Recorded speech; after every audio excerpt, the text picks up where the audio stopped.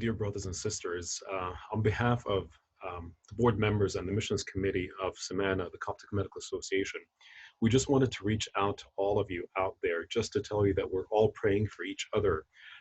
In these times that are really unprecedented, we never thought we would get to something like that worldwide. But it really came on our hearts that we wanted to share with all of us some positive messages, some possible messages that would be very brief to encourage us. We're inundated, all of us, with news all the time, whether it is from national news or from each of us of our organizations, those who are on the front lines, nurses, doctors, pharmacists, physical therapists, dentists. Each one of us, like I got yesterday almost like 20 emails from, all the hospitals I work at, just telling me what I'm supposed to do. In the midst of all this doom and gloom, we thought that we would want to share with you, maybe once a week, a message of hope and encouragement.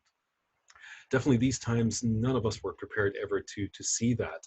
And it's kind of really reminding all of us as human beings of our fragility. And this fragility is even hitting us more, being healthcare providers who have to be on the front line of this fragility. It's not only the fragility of the patients we're dealing with, but it's also our own fragility that is really hurting us and making us really anxious. We're really anxious for not just ourselves, but our families.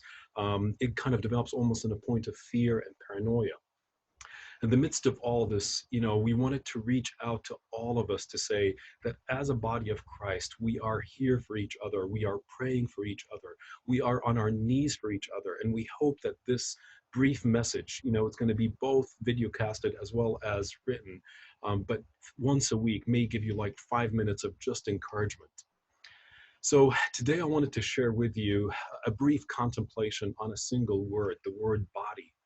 That word has so many meanings, so many connotations. It represents each one of us individually, our own body, but also it is a word that is talking about a corporate identity, a corporate being.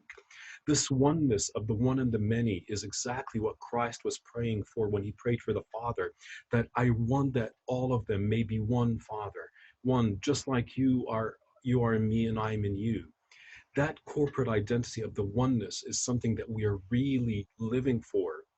It's this oneness of the body that this epidemic is kind of challenging us, and it's really putting it to test because with the quarantine, with the fear of touch, with the isolation, this oneness is fragmented.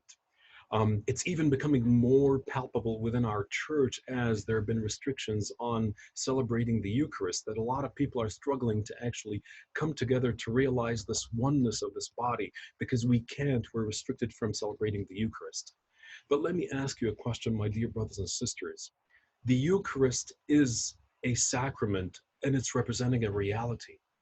What is the reality that the Eucharist is representing? It's representing the oneness of the body, the oneness of Christ, the oneness of this body, no matter what happens. Even though there are temporary restrictions on the sacrament, the reality has never changed. The reality will never change.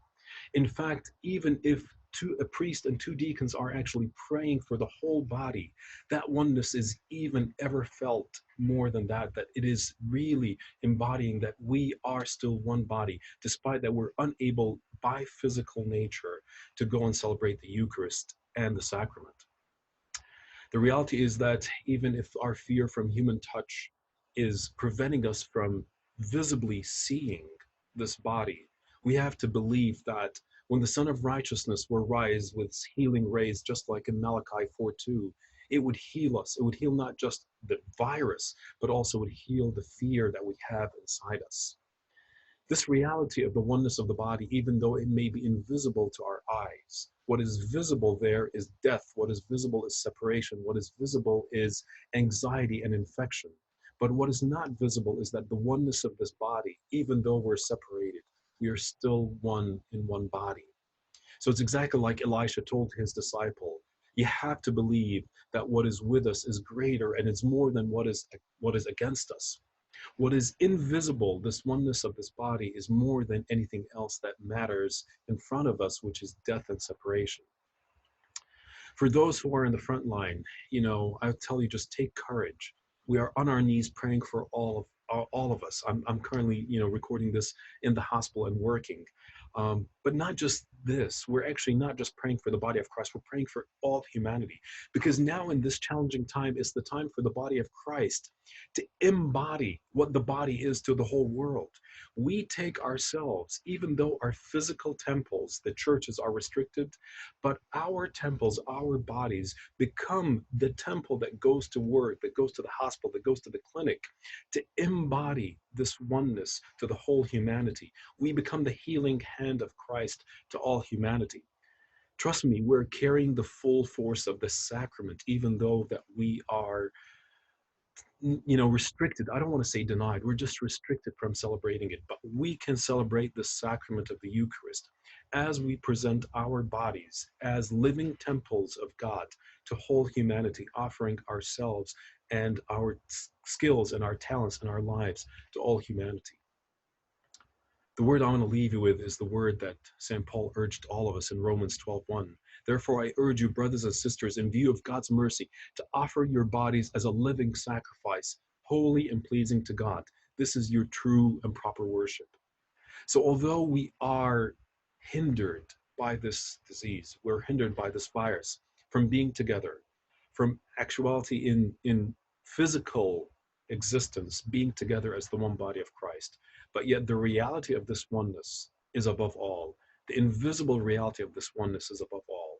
And it's time for us to take this Eucharist and take this sacrament, our bodies, to all the world in what we are doing. We're continuing to pray for you. We're continuing to pray for each other. We're continuing to pray for our church and our leaders. And we hope that once a week we'll be able to share with you this brief message to encourage you. And God help us and protect us, because we know we are in his hands. Thank you.